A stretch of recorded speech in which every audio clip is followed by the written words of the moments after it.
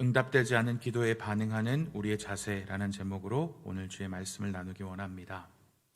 어떻게 추석 명절 오늘 마지막 날인데 은혜롭게 또 친척들과 또 가족들과 친지들과 은혜 가운데 잘 지내셨는지 모르겠습니다. 저는 명절 연휴를 지나오면서 어느 교회에서 유튜브 방송을 하는 것을 자연스럽게 좀 듣게 됐어요. 성도들의 사연을 유튜브 방송으로 보내고 그 방송을 목사님들이 녹화 방송을 통해서 녹음한 것들을 들려주고 그것에 맞는 사연에 어울리는 노래를 이렇게 소개해주는 유튜브 방송들을 이렇게 해주고 있더라고요. 근데 어떤 성도가 이런 사연을 보내왔는데 참 공감이 됐습니다. 어떤 사연이었냐면 코로나 때문에 친척들을 못 만난 지 벌써 2년째가 되어 가는데 자기 마음속에 굉장한 부담감이 있다는 거예요. 어떤 부담감이었냐면 오랜 시간 동안 자기가 이제 그리스도인이기 때문에 자기 친척들에 대해서 전도해야 된다라는 이 부담감이 계속 있었는데 코로나로 인해서 한 2년째 계속 못 만나다 보니까 이러다가 계속 못 만나면 어떡하지? 이런 두려움이 생겼다는 거죠. 저들에게 복음을 전할 사람은 나밖에 없는데 저 사람들한테 복음을 못 전하게 되면 영영 못 만나거나 못 전하게 되면 어떡하지? 저들이 예수님을 못 만나게 되면 어떻게 할까? 내가 과연 덕스럽게 살지 못해서 저들이 예수님을 못 믿는 것은 아닐까? 왜 하나님은 나의 기도에 응답을 해주시지 않는 걸까? 이런 기도의 제목을 이렇게 사연을 공유하면서 고민을 털어놓는 한 성도님의 글을 읽으면서 참 많은 공감과 함께 저런 고민이 있을 수 있겠다. 코로나로 인해서 많은 이제 모임들이 제한이 되고 성도님들 혹은 친척들도 많이 만나지 못하게 되면서 또 새로운 고민들이 이런 고민들이 생겨났구나 하는 생각도 하게 되었습니다. 하나님의 나라와 하나님의 의를 위한 간구를 하고 있는데도 불구하고 때로는 이 기도의 간구가 나의 유익과 나의 원하는 것을 구하는 것이 아님에도 불구하고 이루어지지 않을 때가 있고 때로는 기다려라고 말씀하시는 것이 너무 길어지는 것 같을 때도 있는 거예요. 그러면 하나님 왜입니까? 언제입니까 도대체? 언제까지 우리는 기다려야 하는 겁니까? 이렇게 하나님을 원망하게 될 때가 있는 것이죠. 오늘 본문을 보면 가까이 하기엔 너무 먼 당신이라고 저는 부르고 싶은데 바울이라는 사람이 등장합니다. 이 바울도 마찬가지의 생각이었던 것 같아요. 바울도 하나님한테 정말 간절한 부탁과 간절한 소원이 한 가지 있었습니다. 그것이 무엇이었냐면 자신에게 완벽해 보이는 이 완벽남 바울, 굳이 이 바울에게 있어서 가장 부족하고 연약한 부분이 한 가지 있었다라고 들자면 오늘 본문에서 그에게 들 수 있는 육체의 가시라는 것이었을 겁니다. 그에게 있어서 육체의 가시가 무엇인지는 정확하게는 알 수는 없습니다. 어떤 부분이 그의 육체의 가시였는지는 정확하게는 알 수는 없습니다. 어떤 신학자는 믿음이 흔들리고 때로는 의심하게 되는 영적인 유혹이라고 보는 신학자들도 있고요. 또 어떤 신학자들은 독신이었던 바울의 상황적인 특성을 근거로 성적인 유혹, 이런 신체적인 유혹이라고 보았던 사람들도 있다고 합니다. 또 어떤 사람들은 나쁜 시력이라던가 꼽추 혹은 간질, 말라리아, 편두통 등 육체적인 연약함이라고 보는 학자들도 있습니다. 그 중에서 가장 유력하게 학자들이 꼽고 있는 것은 시력과 관련되어 있는 육체적 질병이라고 보는 견해가 대다수의 견해라고 할 수 있습니다. 바울은 이미 갈라디아서에서 그의 눈에 관한 질병을 언급한 적이 있습니다. 갈라디아서 4장 15절 말씀을 보면 눈에 대한 질병을 언급한 부분이 나옵니다. 너희의 복이 지금 어디 있느냐? 내가 너희에게 증언하노니 너희가 할 수만 있었더라면 너희의 눈이라도 빼어 나에게 주었으리라. 방금 읽었던 본문은 갈라디아 교회의 성도들과 바울과의 관계를 언급하면서 바울이 갈라디아 교회 성도들을 책망하는 장면입니다. 쉽게 얘기하면 갈라디아 교회 성도들은 그 교회를 개척하고 목회했던 이 바울 목사님을 너무나도 사랑했던 거예요. 그래서 그 목사님의 건강이 너무나도 염려됐던 거죠. 우리 바울 목사님이 너무 목회를 염려하시니까 자꾸 이 눈이 나빠지시니까 얼마나 염려해 있는지 할 수 있으면 우리 눈이라도 빼서 우리 바울 목사님 눈에다가 넣어드렸으면 좋겠어요. 이렇게 우리 바울 목사님의 건강을 염려했었다는 거예요. 근데 너희가 그렇게 나를 사랑하면서 내 시력 문제를 염려하던 너희가 어떻게 이렇게 변할 수 있느냐라고 바울이 갈라디아서에서 편지를 써서 보냈던 책망하는 장면이 바로 이 갈라디아서 본문 4장 15절 본문이라는 것입니다. 이를 통해서 유추해 볼 수 있는 것은 바울에게는 굉장히 심각한 시력의 문제가 있었고 이는 고질적인 문제로 바울을 오랜 기간 동안 괴롭혀왔다라는 것을 우리는 유추해 볼 수 있어요. 그뿐만 아니라 바울은 수많은 편지를 많이 썼던 것을 여러분은 알고 계실 텐데 이 편지를 쓸 때에 대필자를 통해서 편지를 작성했습니다. 직접 쓰지 않았던 것이 많고요. 그리고 직접 편지를 쓸 때에 자기가 직접 편지를 썼다라고 표시를 했습니다. 갈라디아서 6장 11절 보면 이렇게 표시가 되어 있어요. 내 손으로 너희에게 이렇게 큰 글자로 쓴 것을 보라라고 해요. 이것을 가지고 학자들은 자기가 직접 편지를 썼을 때는 이렇게 큰 글자로 썼다는 것을 볼 때에 자기가 큰 글자로 쓰지 않고서는 스스로 자기가 쓴 글자를 보기가 힘들었을 정도로 눈이 시력이 많이 악화가 되어 있을 것이다 라고 보았다라고 합니다. 그래서 의사들은 얼마나 이 눈이 나쁘면 두통도 심하고 신체적으로 굉장히 잠도 잘 수 없었을 정도로 온몸에 굉장한 스트레스가 심했을 것이다 라고 학자들은 평가하고 있습니다. 시력의 문제였던 기타 육신의 문제였던 간에 바울의 이 육체의 가시 문제는 바울을 심각하게 괴롭혔던 문제였던 것은 분명합니다. 그래서 바울은 이 육체의 가시의 문제를 제거해 달라고 하나님께 간구하는 장면이 오늘 본문 7절과 8절에 나옵니다.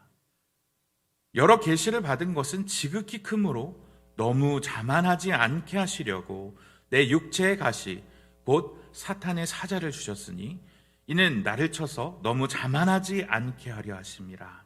이것이 내게서 떠나게 하기 위하여 내가 3번 주께 간구하였더니.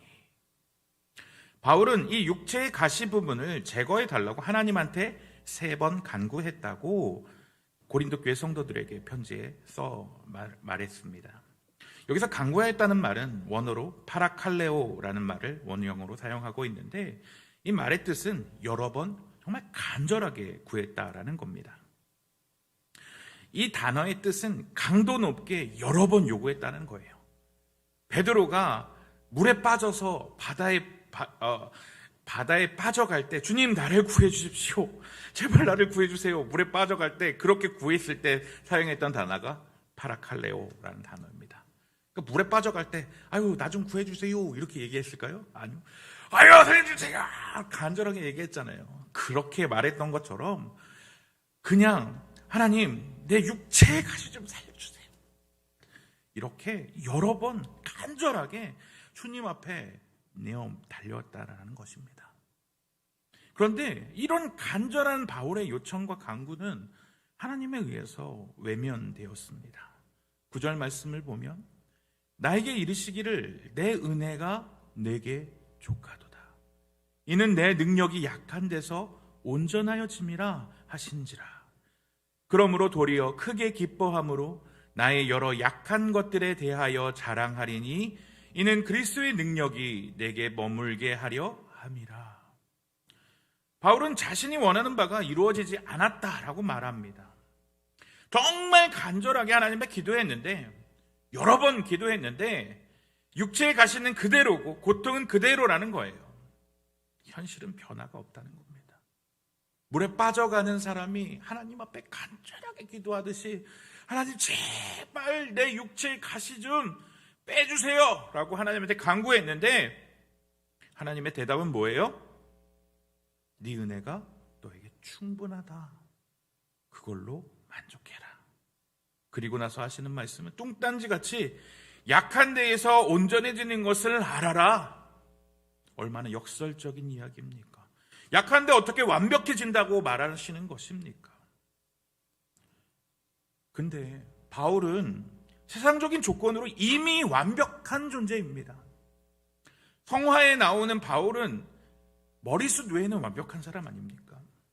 유대인 중에서도 유대인인 사람, 혈통적으로는 베냐민 지파 사람, 당대 최고의 학자인 가말리엘 밑에서 수학한 최고의 학벌을 가진 바리새인 중에 바리새인입니다.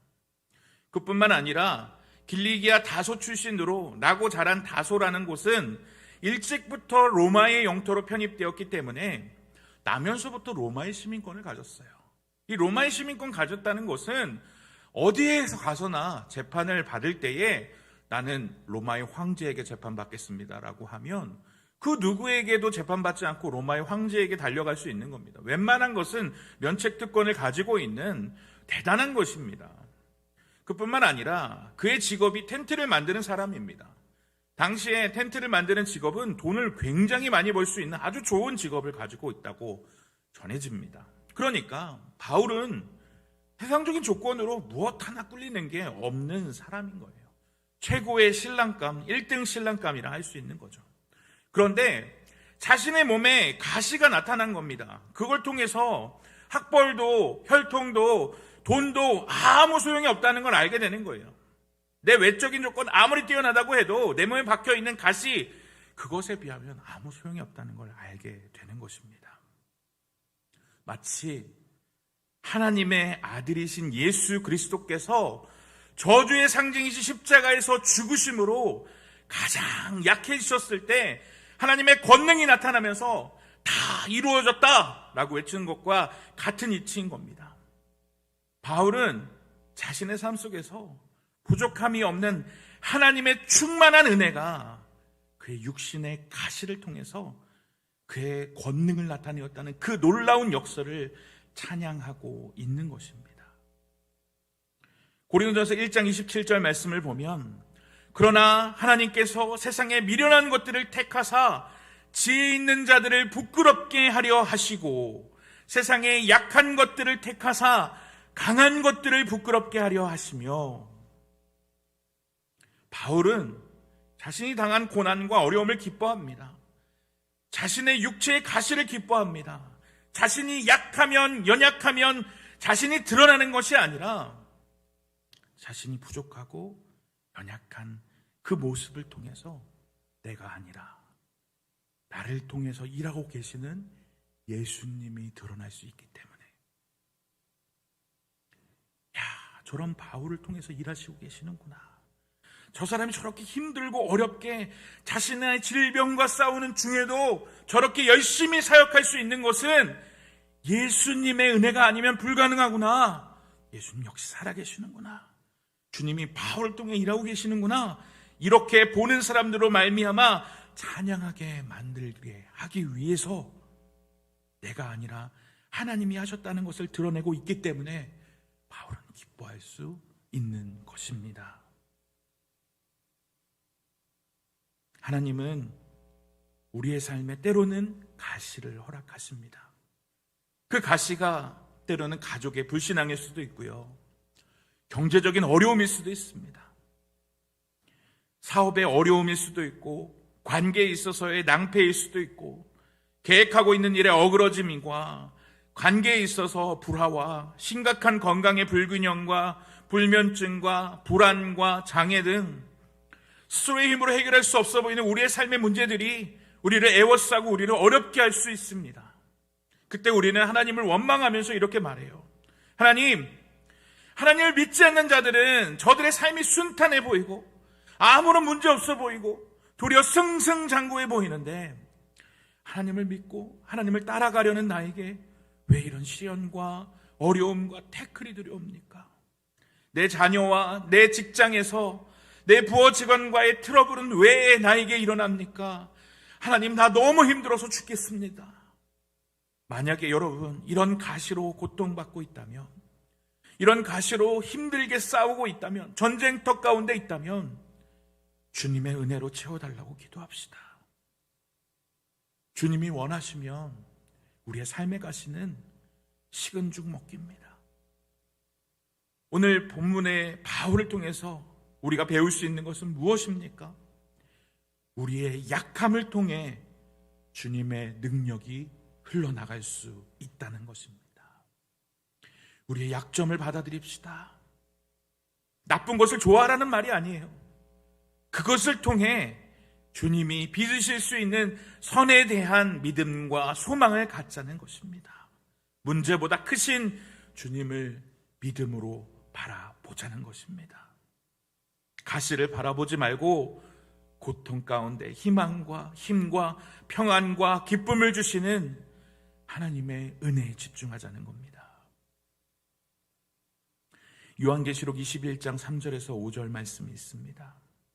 내가 들으니 보좌에서 큰 음성이 나서 이르되 보라 하나님의 장막이 사람들과 함께 있음에 하나님이 그들과 함께 계시리니 그들은 하나님의 백성이 되고 하나님은 친히 그들과 함께 계셔서 모든 눈물을 그 눈에서 닦아주시니 다시는 사망이 없고 애통하는 것이나 곡하는 것이나 아픈 것이 다시 있지 아니하리니 처음 것들이 다 지나갔음이로라.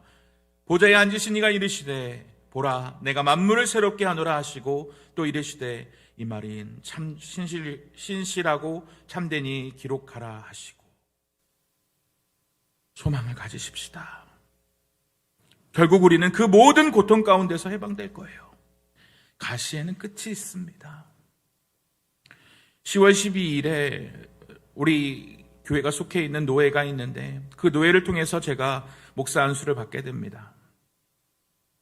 이번에 안수를 받기 위해서 서류를 준비하면서 이력서를 오랜만에 쓰게 됐습니다. 제가 화평교회에 오게 되면서 5년 만이니까 5년 만에 이력서를 오랜만에 쓰게 됐어요. 그걸 쓰게 되면서 이혜린 전사님이 제 이력서 쓰는 거를 딱 보더니 강도사님 왜 이렇게 오랫동안 전도사 했어요? 라고 묻는 거예요. 그러면서 제가 횟수를 세보니까 참 오래 걸렸더라고요. 전도사를 자그마치 20년을 했더라고요. 좀 부끄럽고 좀 창피한 생각도 들면서 한편으로는 하나님이 참 부족하고 연약한 나 같은 사람도 이렇게 긴 시간 동안 버리지 않고 쓰셨구나. 참 감사하다. 포기하지 않고 사용해 주셔서 이렇게 안수받게 되는구나. 감사하는 마음을 갖게 됐습니다. 때로 하나님은 우리 인생의 가시를 허락하지만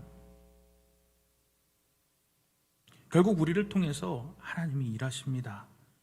결국 하나님이 하셨습니다. 하나님께 영광을 돌리게 하십니다. 내 힘이 아니라 하나님의 힘으로 하셨습니다. 라고 고백하게 만드신다라는 것을 저는 이제 조금 알게 되었습니다. 신방을 하다 보면 너무나 많은 가시들로 인해서 어려움을 겪는 청년들, 그리고 가원들, 집사님들, 장로님들, 권사님들을 만납니다. 그분들에게 해드리고 싶은 말은 이유 없는 고난은 없습니다. 그리고 고난의 뒤편에 주님은 우리와 함께 계시고 우리와 함께 걷고 계시고 우리와 함께 그 고난을 당하고 계십니다. 그리고 우리를 응원하고 계십니다. 사랑하는 화평의 가족 여러분, 주님 손잡고 이겨냅시다. 힘을 냅시다. 코로나로 인하여 힘이 듭니다. 그럼에도 불구하고 주님 손잡고 이겨냅시다. 우리 좌우에 있는 화평의 가족들, 또 함께 온라인으로 예배드리는 가족들과 함께 이렇게 얘기해 볼까요? 아무도 안 계시다면 가슴에 손을 얹고 스스로에게 얘기해 볼까요? 힘내십시오. 시작. 힘내십시오. 한 번 더. 주님이 함께 하십니다. 주님이 함께 하십니다. 주님 손잡고 이겨냅시다. 주님 손잡고 이겨냅시다. 이 마지막이 제일 중요한데요. 당신을 위해 기도하겠습니다. 당신을 위해 기도하겠습니다.